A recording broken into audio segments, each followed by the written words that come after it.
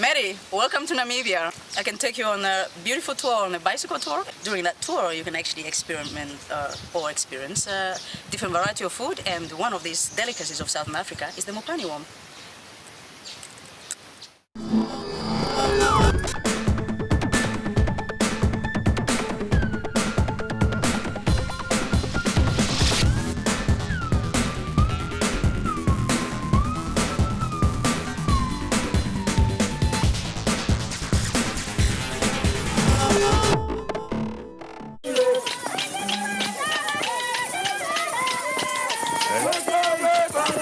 Namibia, I'm dancing with the sand people. I can already tell this is going to be an unbelievable trip. Namibia, 2 times the size of California, but with only 2.1 million inhabitants, making it the second least densely populated country in the world.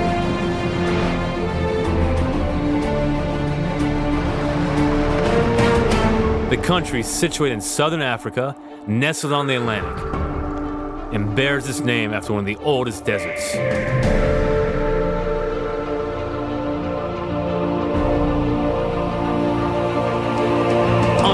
roads and untamed land give any traveler a true sense of adventure. It really is a jet-setter's hidden jewel, featuring extraordinary wildlife, incredible vistas, accommodating people, and a very unique history.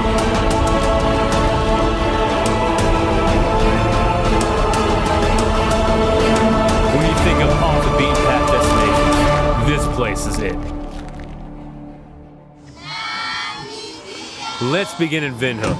And since this is my first time in the capital, and I'm still searching for that budget-friendly accommodation and food, I decided to visit Anna to see if she can help.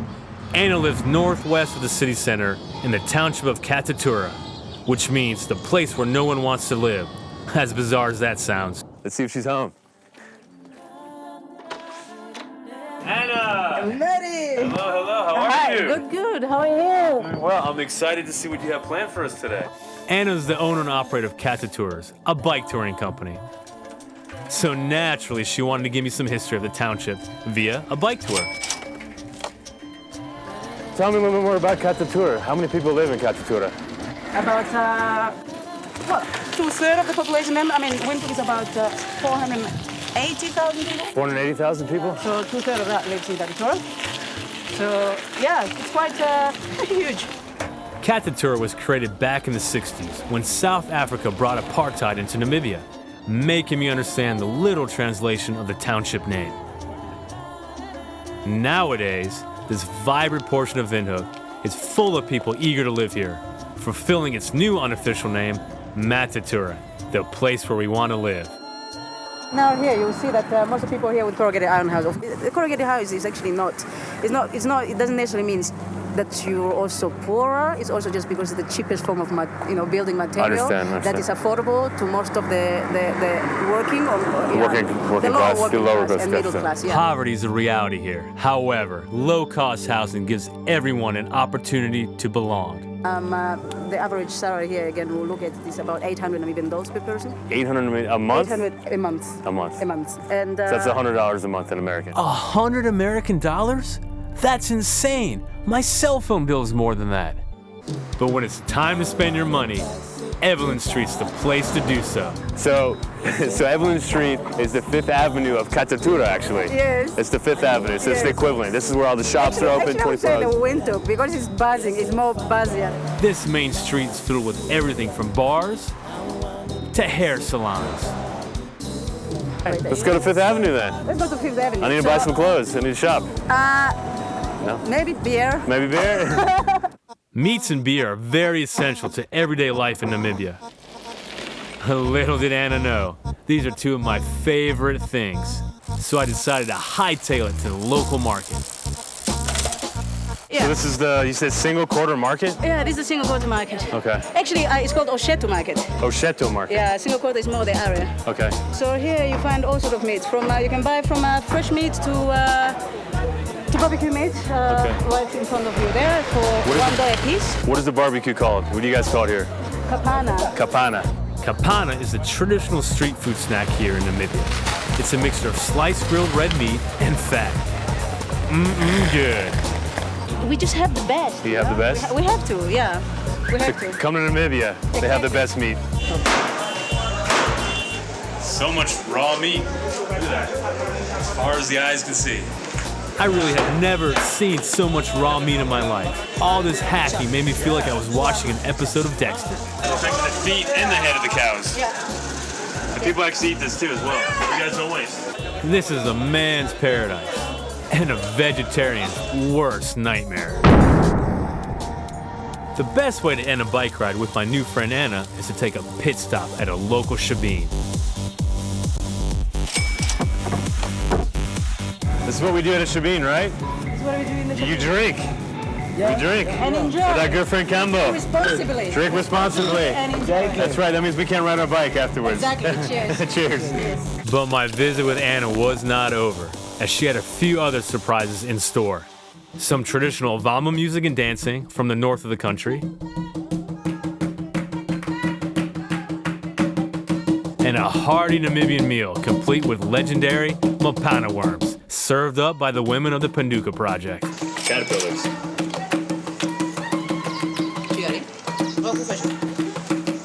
This actually really good.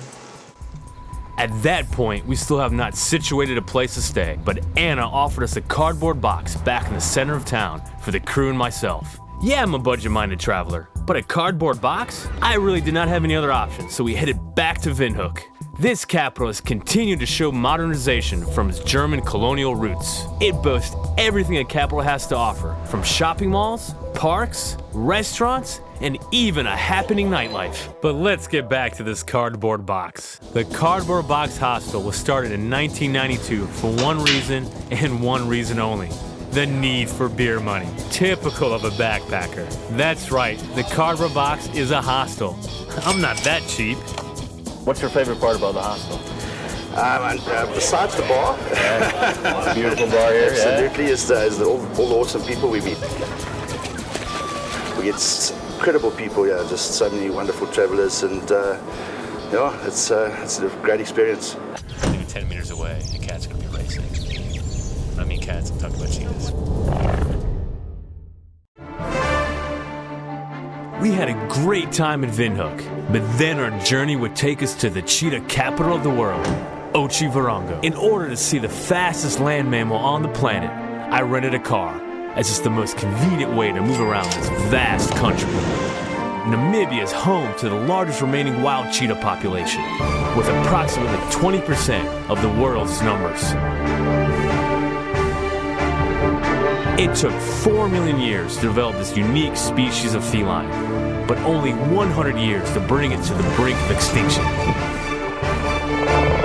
The current cheetah population is estimated at only 15,000, a huge decline from just a century ago, when more than 100,000 of these big cats populated the globe. Dr. Lori Marker founded the Cheetah Conservation Fund in 1990 to help preserve this exotic animal. Now, how many cats do you guys have on there? We have about 50 right now. Okay. And half of them are over 10, so they're older cats. The retirement girls are in an area of about 26 acres. And then we've got another large group, which is in about a 100-acre area. Okay. And those are animals that many of them are getting ready for rehabilitation back out in the wild. But that's a hard thing because there's really not a lot of wild left. Okay. And so it's not like you can just, put them out. And so trying to actually find places for them to go out into the wild really means, developing habitat, working with communities, making sure there's prey base, and those are big issues when we're looking at saving species in Africa. Having worked with this animal since 1974, Dr. Marker has become the leading expert on cheetahs. Her projects have earned her countless awards and honorary recognitions, such as Time Magazine's Heroes for the Planet. The CCF opened its doors to the public in 2000, complete with a visitor center, cheetah museum, and an education center for farmers. There's even an opportunity to volunteer. I'm getting milked by goats here in Namibia. You can also take a game drive to catch some of the local animals. Or come for the real reason I'm here, the Cheetah Run. So an important part of any cheetah's health in captivity is proper exercise. A lot of cats miss out on that. Okay. And they don't get the exercise they need, and it causes a lot of health issues. Okay. So we take a lot of steps to make sure all of our cats here get enough exercise. A mechanical pulley system is used to create a perimeter, similar to a dog track, and the rag acts as the rabbit. And that's what they chase after? And that's what they chase. There's no smell, there's no taste, the color's not important, it's just the simple move. Can reach speeds up to 70 miles an hour in just 5 to 6 seconds. So. Can I race? Can I race them as well? Is that a good idea? I'll lose. You will lose. Will they chase after me? I'll become the rat probably. They probably would chase after you if you were to start running. That's why we have so many do not run signs around. I'm a little taster than I think that rat is. Probably so. Just a little bit. Yeah. These true demons of speed are said to clock up to 110 kilometers per hour, which for our American audience is 70 miles per hour. 8 o'clock in the morning, Cheetah Run.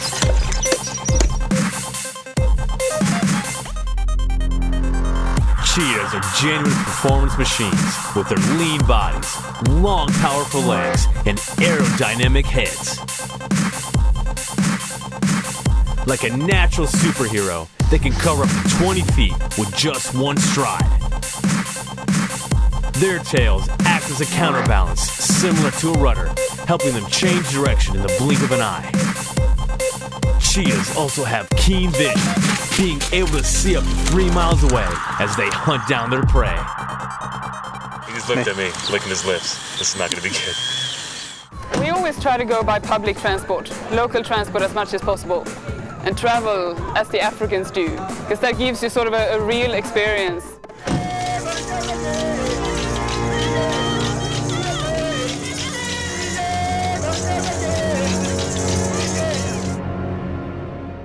Had an out of this world experience here at the CCF, hanging out with the cheetahs. Now we're off to sleep in the trees with the sand people. We headed northwest to the town of Sincebus, home of the Bushmen.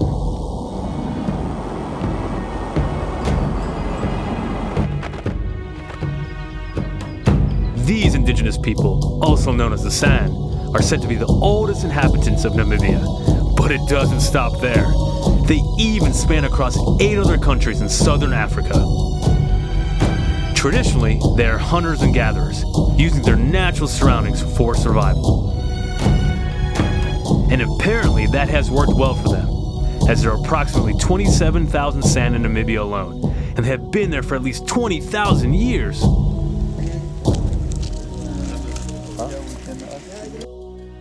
After being pleasantly surprised by my last sleeping arrangement, I was curious to see this tree sleeper camp.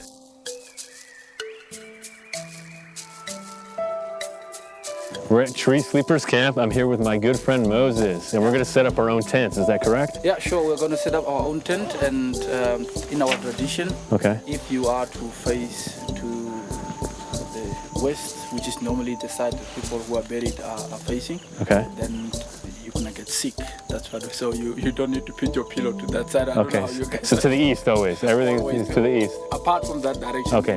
North, south, east, no west. No west. We don't want that. We're going to do today. Okay. Good. We don't want anything bad to happen. So. Sure. We're only halfway through our trip, so. The name Tree Sleeper is a direct translation from the local language, Heom. It was the name given to the Etosha Sand people for their practice of climbing and sleeping in the trees. Time management. I'm getting ready to set up my new fort since Mom kicked me out of the house up here in the Tree Sleepers camp with my new roommate, Moses. Yeah, sure. Right? Let's go then. Now, it may seem a little bizarre to sleep in a tree fort when you're older than a child. But considering that lions, cheetahs, and other predators roam these parts, getting shut-eye off the ground marks the difference between life and death. All right, I may have been exaggerating, but I found no problem with sleeping in the trees. My love nest is built. After setting up camp, I decided to learn a few words in the local language, just in case I found a good-looking sand woman to invite to my new home. Then she will say, Wakagia, or she will say, Kainagia. Waka. Boca? I can't do that. That's not gonna happen. Naina. Nina? Yeah. What does that mean? That means it's fine. It's fine? Yeah. Naina. So means that all If you call her, let's go, say hare. Hare? That's like hurry. Yeah, this means like no, come. Come? Yeah, hare. Hare? And if you say kaingia, then it means it's good, she's coming. It's good she's coming. That's like when you tell your friends, look, I got her, she's coming. Despite the predators, the area surrounding the tree sleeper camp is truly beautiful. So we went exploring. But when the sun went down, Moses had a more mythical experience in store for us. Deep into the night, women carry a steady rhythm and create an empowering song while the men circle around a raging fire. Shamans, or those that have reached the highest level of spirituality, make up a small portion of this enchanted group. The mystical drone that they resonate causes some to go into a trance-like out-of-body experience where they can cast out sickness and evil spirits while promoting health and happiness. So go into trance, normally you faint and you fall down on the ground. So your mindset is altered, and then first of all in that consciousness that you are in, you see lights, just as if somebody has been slept in the forehead or the back.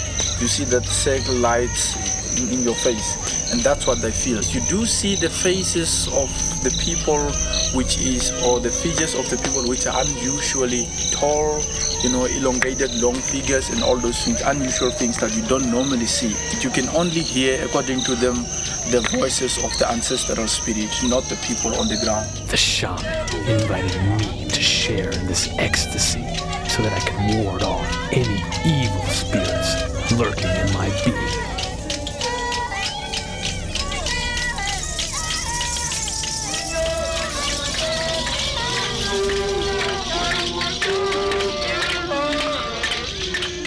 How did I do? You did well. I did well? Is that right? So Yeah? I can join, maybe? You qualified to be a shaman. All right. So you have to stay behind. I'm staying here. Show's over, guys. No more Hostel Life. All this excitement sparked my interest, but I would have to wait till the next day to learn more about these fascinating people. This is now the village of Chinsabes. Chinsabes, okay. Chinsabes. Chinsabes. Yeah, so Okay. it means a sneezing place. A sneezing place. Government policy on land use has made it difficult for the San to keep their traditional culture and lifestyle. However, some have managed to preserve their natural, conventional core. That's a simple life. No fridge, no television, no cut of electricity if you don't pay. Just that firelight is enough. That's enough. That's awesome. At the end of the day, I was finally able to sit down with the San family and gain an answer to a question that fuels the male's libido. Now, is it true that you can marry many women in San culture? Or? She haven't seen it in her lifetime. Maybe men can have many wives, but also she says sometimes also some men do have like 4 or 3 women, and they used to circulate, being in, visiting the other one the other day, and I think they need to be strong related to do that. That's dealing with many women. That's tough. That's really tough. Yeah. I mean, women are great. Kitty. The last leg of this epic adventure would be an ambitious road trip to the Germanic seaside town of Swakopmund. But to get there, it was necessary to travel through Etosha National Park. There's nothing like a 5:30 a.m. safari ride to see if we can catch some more of these animals. According to San legend, this fertile land came to be when a woman, mourning the loss of her family after a raid, wept until her tears formed a lake. We're cruising around the park where there's 114 mammal species, there's 340 bird species, there's 110 reptile species, 16 amphibian species, and 1 kind of fish. It's awesome seeing the animals in their natural habitat. When the lake dried, it became the great white place of dry water from which Etosha gets its name. Here at Etosha, there's 22,270 square kilometers of pure wildlife, and over my shoulder is a pride of lions. Etosha is so biologically diverse that it literally brings the wildlife to you. Swarms of animals will pass you by as you eagerly await at one of the many watering holes. no trip to Namibia can be complete without visiting the German-influenced beach resort, adrenaline capital Swakopmund. Enclosed by the Atlantic Ocean and Namib Desert, Swakopmund enjoys a pleasant climate and is a welcome relief for Namibians and tourists who want to beat the heat during the summer months.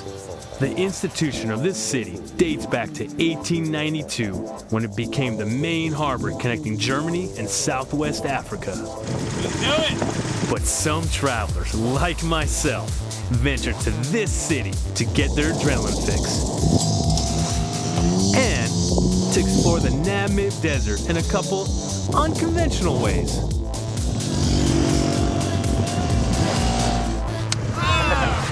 How fast can we go down this? This is about 85. 85 kilometers an hour. To keep your elbows so, and to climb your feet. And you're not wearing a helmet at all or anything? No. Did you see how steep it is down there? No.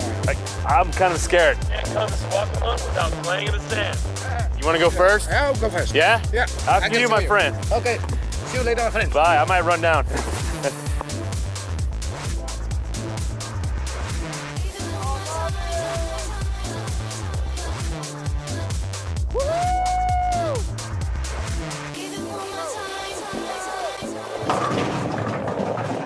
I've had an extraordinary time uncovering Namibia.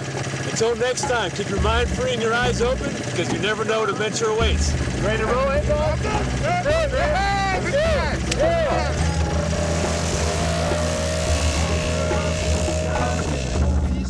It's like Namibia and peace. Peace. Now we're off to sleep with sand people. And that sounds fun. We need Elton John out here singing the same for us.